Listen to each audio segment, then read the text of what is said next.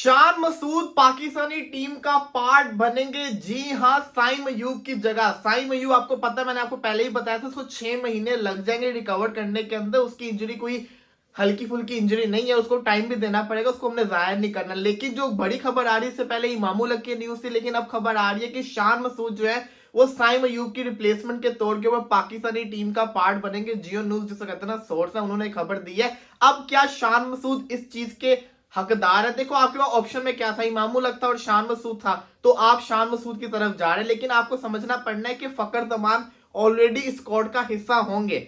फखर जमान, शान मसूद।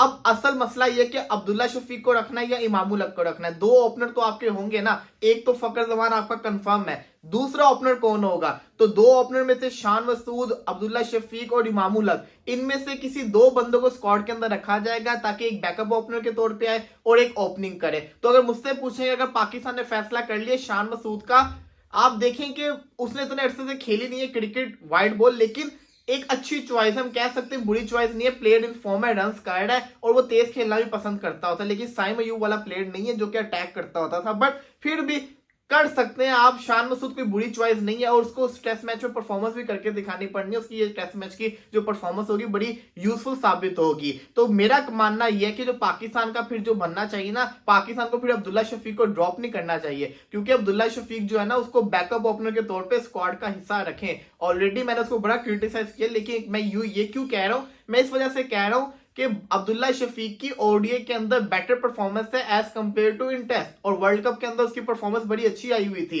वो अलग बात है, साउथ अफ्रीका के अंदर उसके 3 जिसको कहते हैं ना बड़े मैसिव किस्म के डक्स हमें देखने को मिले, लेकिन उसके बावजूद उसकी जिम्बाब्वे वाली सीरीज होगी, ऑस्ट्रेलिया वाली सीरीज होगी, वर्ल्ड कप हो गया, वो अच्छा रहा था। तो अब्दुल्ला शफीक को रखें बैकअप के तौर पर और फिर फखर जमान और शान मसूद से ओपनिंग करवाएं, या अगर आपने शान को नहीं रखना फिर इमाम को आप रखें। ये पाकिस्तान की प्लेइंग 11 और स्क्वाड की जिसको कहते हैं ना सेटिंग होनी चाहिए। शुएब मकसूद ने भी कह दिया कि वो भी चाहते हैं ना शान मसूद को होना चाहिए पाकिस्तानी टीम के अंदर। इनका भी मानना ये, और आजकल ही सुबह से चर्चा चल रही है। अब देखना ये कि असल फैसला क्या आएगा। पाकिस्तान का जो स्क्वाड है वो इस कह सकते हैं कि आप इस टेस्ट सीरीज के बाद अनाउंस कर दिया जाएगा। वो जो ट्रायल सीरीज का स्क्वाड होगा वही आपका जिसको कहते हैं ना वर्ल्ड कप चैंपियंस ट्रॉफी का भी स्क्वाड होगा।